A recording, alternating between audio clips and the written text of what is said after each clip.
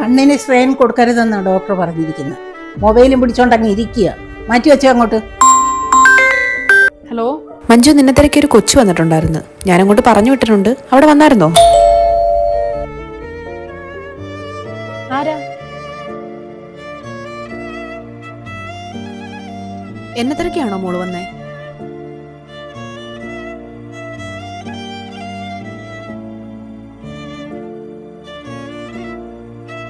Bus സമരമാണ്. കുട്ടിയത്തോട്ട് പോകുന്നത് അവർക്ക് കയറാം. ഈ സമരം കാരണം നമ്മളെ പോലുള്ളവർക്കല്ലേ ബുദ്ധിമുട്ട്. മോൾക്ക് ഒരു കണ്ണിനെ കാഴ്ച ഉണ്ടായിരുന്നുള്ളല്ലേ? ഇപ്പം നടന്ന അപകടത്തിൽ കാഴ്ച ഉണ്ടായിരുന്ന കണ്ണിന് പരിക്കുപറ്റിയിരുന്നത്. മോൾക്കൊപ്പം സഞ്ചരിച്ചിരുന്ന ആ സ്ത്രീ കുറച്ചു മുമ്പേ മരണപ്പെട്ട്.